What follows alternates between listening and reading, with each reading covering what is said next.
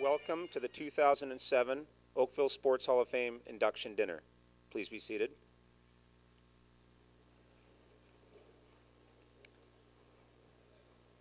I would like to ask Councillor Ralph Robinson to come up, please, and say grace.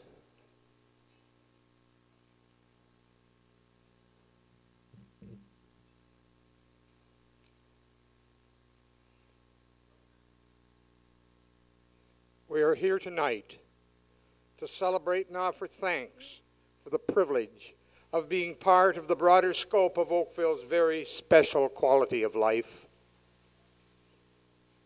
Also at this time, and in particular, we celebrate and offer thanks for being blessed with our many professional and amateur athletic individuals and groups that continue to instill great pride within our town for all their successes. Father, we thank you for this evening's fellowship and food, and for bringing us together in an atmosphere of freedom, peace, and joy as we publicly recognize and share the accomplishments of tonight's inductees. We ask all this in your name. Amen.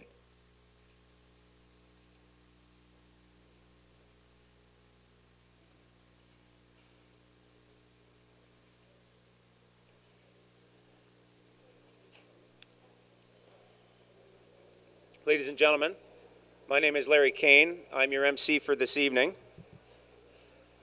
Before I introduce His Worship Mayor Rob Burton, I'd just like to acknowledge our piper, Len Furden. Well done, Len. Thank you.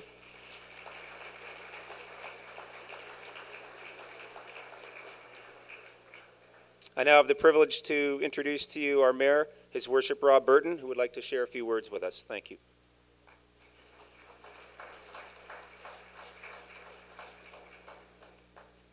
Good evening, ladies and gentlemen. It's with a great deal of pleasure that I bring greetings and congratulations from the office of the Mayor of the Corporation of the Town of Oakville and its council. And I hope everyone here tonight enjoys celebrating the achievement that we are honoring tonight. Honoring 5 outstanding athletes who've brought recognition to Oakville through their accomplishments. Steve Christie, Michelle Huchin, Wayne Hussey, Rob Zaminer, and Pete Taylor will be forever remembered by their community as sports legends. They'll take their place in the Oakville Sports Hall of Fame at its new permanent location in Oakville Place. I hope that my cold does not become permanent.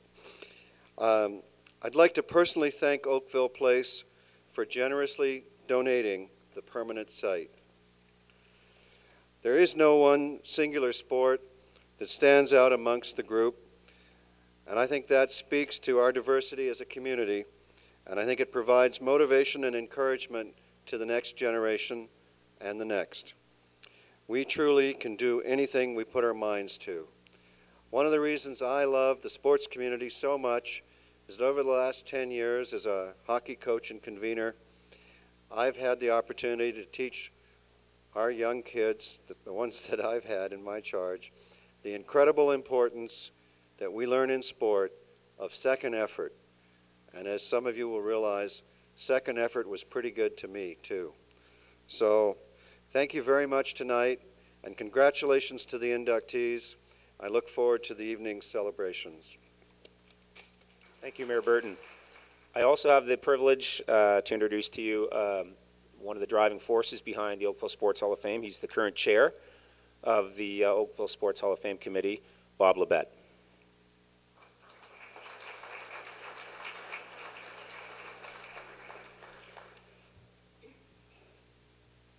Thanks, Larry. Welcome, everybody, to our 6th Gala Induction Dinner. And thanks for making this one our biggest. We appreciate it. Tonight, these 5 most deserving sports people join 22 other honored members of the Oakville Sports Hall of Fame. And we also welcome another sport, basketball. At the end of this evening, we will have 27 honored members representing 16 different sports. That's quite a great testimony to sport over the ages in Oakville.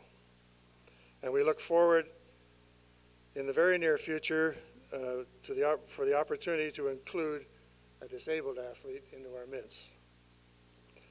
I would like to take a moment tonight to announce that in 2006, we also granted our first bursaries from the Oakville Sports Endowment Fund. Each year we plan on continuing this practice, and I would urge anyone who knows of a student athlete in need of assistance to continue his or her training, simply contact us by using the email or the address that you can find in your program. Also, should you wish to nominate an athlete, media official, builder for induction into the Sports Hall of Fame, simply send us a letter. Again, please use the avenues as outlined in the program. So many thanks for making this a record event, and enjoy the evening. Thank you. Thank you, Bob. We will be heading straight into dinner so that we can get on with the reason we're all here tonight and meet our honored members.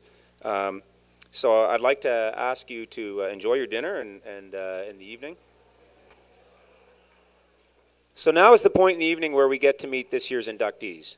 They are a distinguished group of individuals who have done a lot for sport, a lot for their own sport, and be they hockey players, track athletes, football players, basketball players and coaches, or soccer players and coaches.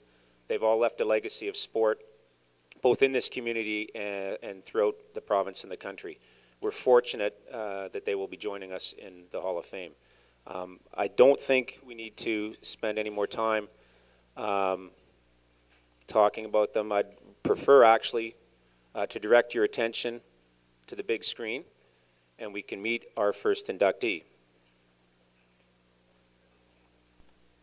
When he left the football and soccer fields of Oakville Trafalgar High School for the last time, Steve Christie had no idea what fate had in store for him. Christie, born in Hamilton but raised in Oakville, made his way south to the United States to attend William & Mary University in Virginia. Steve played both soccer and football, but it was football where he achieved great success as a punter and field goal kicker. Christie recorded 279 points, second on the school's all-time scoring list. In 1988, he was an All-American honorable mention, and in 1989 was named a first-team All-American. Christie's National Football League career took him further south to Tampa Bay, where he played 2 seasons. He hit 23 of 27 field goals and was successful on all 27 point-after tries. However, his National Football League career was about to take off. In 1992, Steve became a member of the Buffalo Bills. He would soon become both a fan favorite and one of the most prolific scorers in the league. Christie was a key contributor to the Bills' comeback win over Houston in the 1992 playoffs. As his team rallied from a 35-3 deficit, Christie recovered his own onside kick, becoming the first kicker in history to do so in a playoff game. He then booted the game-winning 3 points in overtime. He would add 5 field goals in the Bills' 29-10 win over Miami in the AFC Championship game. In 1994, Christie set a team record by booting a 59-yard field goal and also kicked the longest field goal in Super Bowl history, a 54-yarder against the Dallas Cowboys.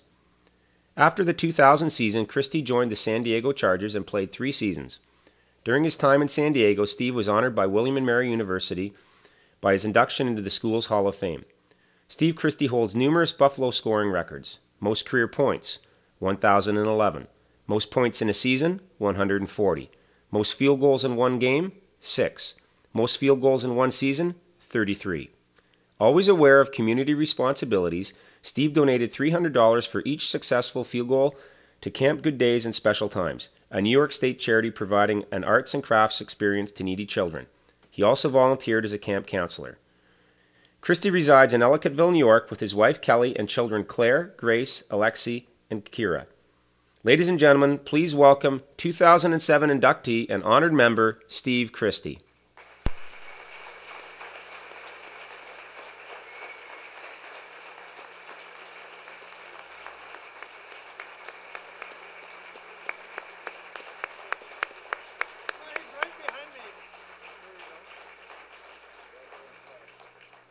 Steve's award is being presented by Jamie Campbell, and Jamie asked if he could say a few brief words.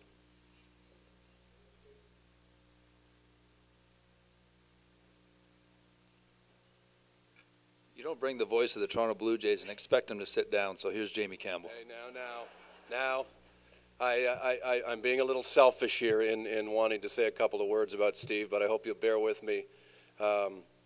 When you grow up in Oakville and you're a sports fan, as we were, you kind of hope that one day you're going to walk down Lakeshore Road and run into Vic Hadfield or Larry Kane or Maria and Otto or someone who has made your town somewhat famous. And never in a million years did I think when I was holding footballs for Steve at Post Park would he ever be in a position like this. I wanted to take this chance to publicly thank Steve, in fact, for allowing not only me but several friends of ours who couldn't be here, Chris Froyle, my brother Andy, members of his family who could not attend, for allowing us to be part of his experience. I can speak from a personal standpoint of having been at those Super Bowls and been at that playoff game against Houston, because Steve was part of it and allowed us to be part of it too. He's obviously here to be honored for his achievement as an athlete, but in my mind, Steve is a greater person than he is an athlete, and I, for one, am very grateful for that and for his friendship. So it looks like we're inducting Rob Roy here. We're not, in fact. This is Steve Christie. Congratulations, Steve.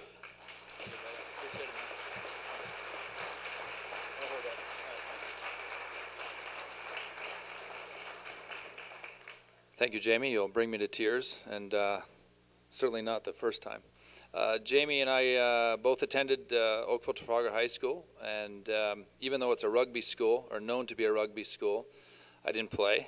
And even though I'm here as a football player, I only played 2 years there. So my real credits, first of all, go to my upbringing in soccer.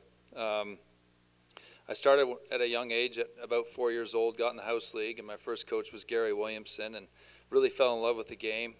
And from there, Don Weeks and Jerry Cairns took, I think they called us the Shelley's. That was the old restaurant down there by the Oakville Club, sponsored our team. And after a trip to Mexico, I think we were about 7 or 8, I realized that soccer and athletics was sort of something that I wanted to really get into. And along the way, Jerry Cairns has passed on, and another great coach that I had, Hugh Thompson, also in the Oakville system, has also passed on. But from then, or from those gentlemen, and Tony Taylor with the Canadian junior team, Frank Donlevy, these soccer coaches really, although it wasn't football specific, they really brought out the athlete in me.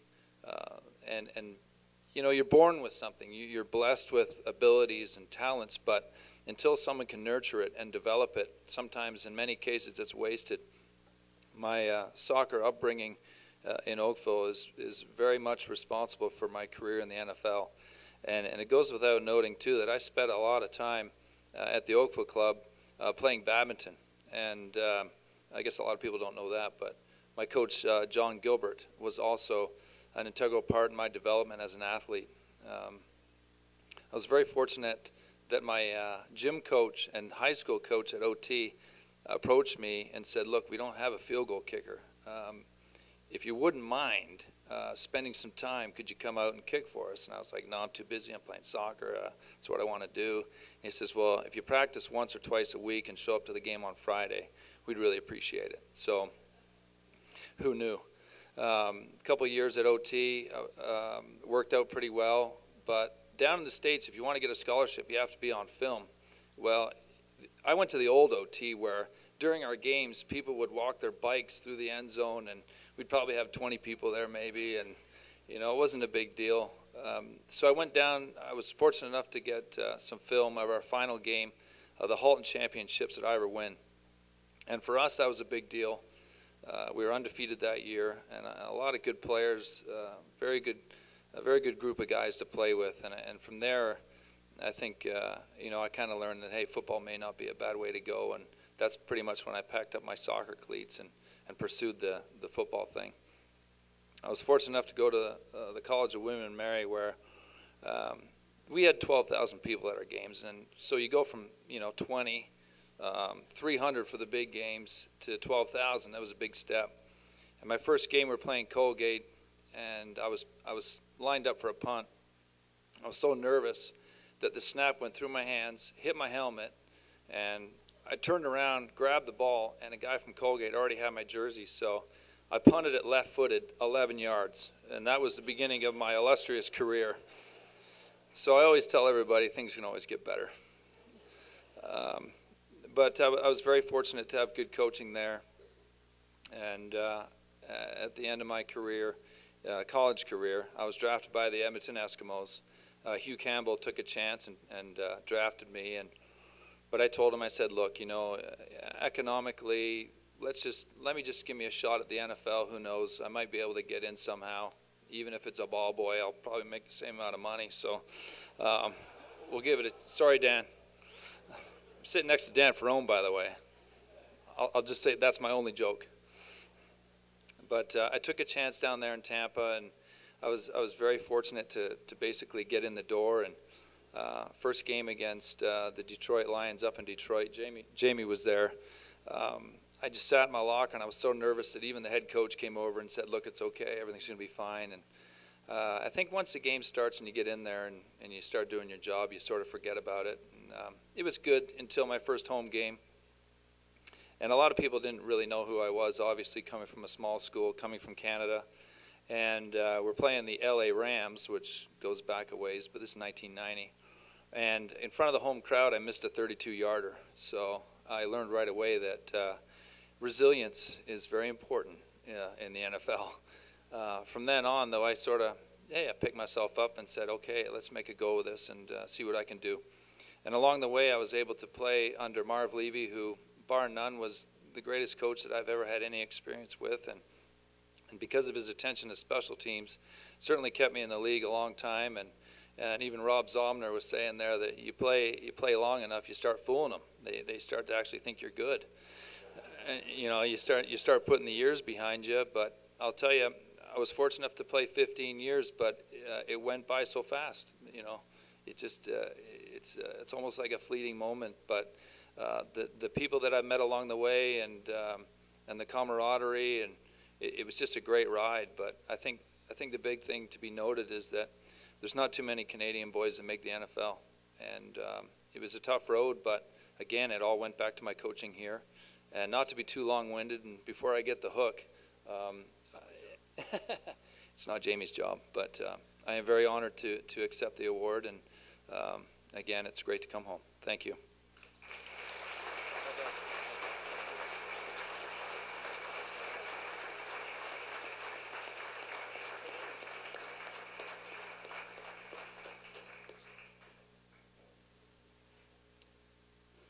Thank you, Steve and Jamie. Ladies and gentlemen, if you direct your attention again to the big screen, we will meet our second inductee for 2007. Peter Taylor was born in Toronto in 1922. The family moved to Oakville when he was 6 and has been home to Peter ever since.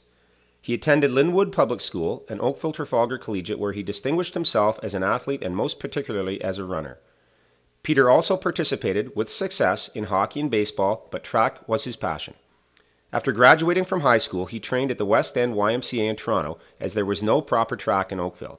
He used to hitch rides into Toronto with Eaton's delivery trucks 3 nights a week to train. The training paid off with the 1939 Canadian Junior Championship title in 100 and 220 yards, and the 1940 Canadian Open Championship title in 100 and 220 yards. The youngest winner in history at age 17. During this period, Peter won many medals and broke many records in track meets in Ontario and Canada. Peter's aspirations for the Olympics were ended by World War II events. Peter enlisted and served Canada in Europe as a gunner. However, he did not stop running. Peter won many championships, culminating with his first place finishes in the 100 and 200 yard dash events at the Allied Army Track and Field Championships in Holland at the end of the war. Ollie Johnson, a fellow honorable member of the Oakville Sports Hall of Fame, won these events after World War I. The track awards were presented to Peter by Troop Commander Field Marshal Montgomery, who dubbed him Cyclone. He was also personally congratulated by Princess Juliana of the Netherlands. Before returning to Canada, Peter also ran in many other track events in Europe, setting records and routinely running the 100 meters within 0.3 of a second of the world record time. Returning to Oakville, Peter entered a business career but also passed on his great knowledge of track by coaching young Oakville athletes. Two of them, John Ross and Pete Sutton, represented Canada at the Olympics. Pete Cyclone Taylor passed on in November 2006.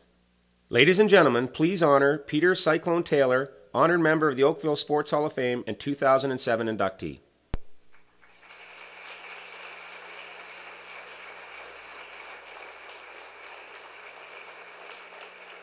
Ladies and gentlemen, accepting for Peter Taylor, our wife Shirley and son Paul.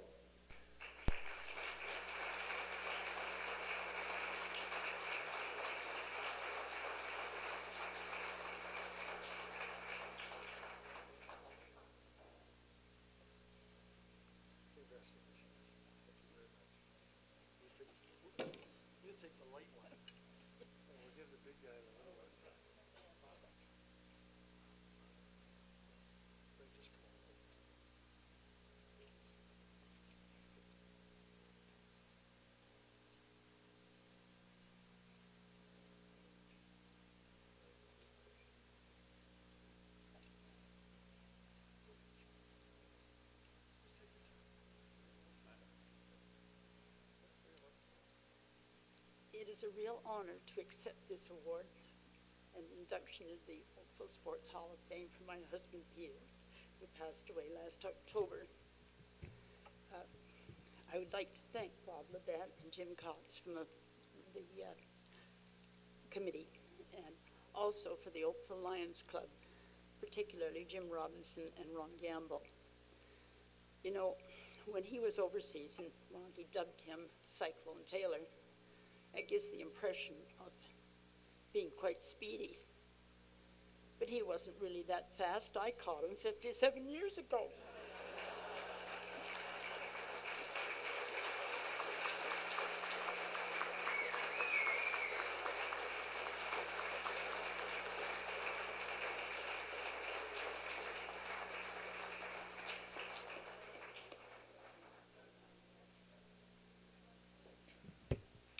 Thank you, Mrs. Taylor. Ladies and gentlemen, if you'll look again at the screen, we'll meet our third inductee for 2007. Is Rob Zamener's passion in his life work. Born in Oakville, where he attended White Oak Secondary School, Rob is a product of the Oakville minor hockey system. Starting at age 10, he had the opportunity to play at all levels of the Oakville Oaks hockey program before moving up to the junior A level with the Guelph Platers of the Ontario Hockey League. After 3 seasons with Guelph and time in the top professional minor leagues, Rob made his National Hockey League debut with the New York Rangers. In 1992, Zamener signed as a free agent with the Tampa Bay Lightning. He went on to play 7 seasons with the Lightning and was team captain in 1998.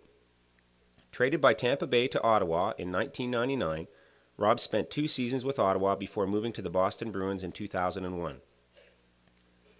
Rob Zamener scored 139 goals, had 172 assists for 311 points while playing in 798 games in the National Hockey League. In international hockey, Rob was thrilled to play for Canada and win a gold medal in the 1997 World Championships. He was also Canada at the 1998 Olympics in Japan and the 1998 World Championships in Switzerland. Rob's 17-year playing career ended in Europe, playing in the top professional European league. He played 1 year in Bern, Switzerland, and his final year in Italy, home country of his father, Frank. Rob continues to be involved in hockey, a sport that he says provided him with many opportunities. Throughout his hockey career, Rob and his wife Ann have always been active with charitable activities and community initiatives wherever they have lived. In 1999, Rob was named winner of the Florida Sports Award, which honors athletes and coaches, and is awarded for dedication to increasing awareness of sports and its positive impact on the lives of young people. Rob has returned to Oakville with wife Ann and 3 children, Soren, Alex, and Maeve.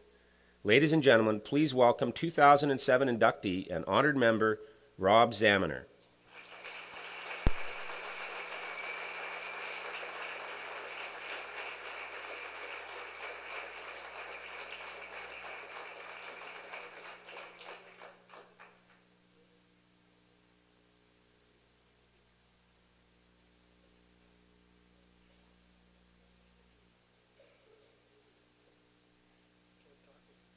No, it's 2 things at once. That's not.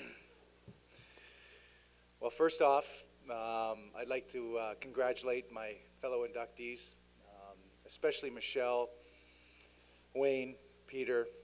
No offense, Steve, but I think what these events are about are the pure sense of athleticism, why we play the game. Steve and I had that, but we had the fortunate, we were very fortunate to be compensated. And I think the three others played for the love of the game and dedicated themselves to their sports and had a huge impact on people. And for Steve and I to be inducted at the same time as these three members, it's very special for us. Bob Labette and the board of directors for nominating me. Thank you very much. I was unaware of what a professional and organized event this is. When you called me on the phone and told me, I was taken aback, and you mentioned if Oakville had ever, any special moments throughout your career, if Oakville came up, and obviously there's been many. One vivid moment for me was in 1997 in the World Championships in Finland. We were in the gold medal game against Sweden, and our coach brought up a huge map of Canada. And one by one, we put a pin on our hometown, and obviously I went to Oakville and put my pin there. And we received emails and telegrams, and whenever there was an email from or a telegram from Oakville, it was a sense of pride that that's where I came from, and I've been born and raised here, grew up here, and it was very special to me. So tonight is very, very special. Thank you. I guess who I am today, I guess all of us, they're people that are very special to us, friends, family, coaches, teachers. I like to think the base of who I am are my parents and my family, mom and dad. When I think of you, I think of work ethic, easy for me to say, work ethic, being humble, integrity. If I can be extension of those values, then I'll be very proud. If my kids can think of myself like that, my wife and I, then I'll be a very happy man. Then I look on to, as I played professional hockey, you know, it's a crazy world, and you're on TV and you're in the radio, you know, it's pretty easy to get caught up in these things. And I have been very fortunate to have a lot of friends. Rob Hickson's here today. I have a bunch of them that are sprinkled all over the world, but no matter how many times I was on TV or on the radio, those conversations, I was just a kid from White Oaks, and those are very important to me. And then as I think of my first taste of semi-professional hockey, there's always someone that needs to believe in you. I was a small little kid, and Mr. Camp, Rob Holliday, they're part of the Guelph Platers junior hockey team. They saw something in me. I don't know what, but they did. And I often think, what if? And what if they didn't send me that letter to invite me to camp? Mr. Camp, Mr. Holliday, I'm forever grateful. It's something that I'll never forget. And then going to Guelph, moving as a 16-year-old, Mom, Dad, I can't believe you let me leave home at 16. You live with a family, and I lived with Tom McIntosh, who is here today. Tom, you treated me as a son, like a son. Forever grateful. You must have been crazy to let you know, two 16-year-olds into your house, but thank you so much. You followed my career and given me support when I needed it. Thank you so much. And then I guess I'm thinking about talking about Rob Hickson and him keeping me grounded. This next person, I have to keep him grounded. I hate to say this word, but he is my agent. But I don't see him as an agent. I see him as a friend. And I was his very first client, Pat Morris. I think you like to surround yourself with good people, and he's a very good person. He knows every single stat about me, when I've been drafted, where this, where that, and I'd like to think that we've developed, we started out together, and we had a great ride, Pat, and it's been fantastic, and your family and your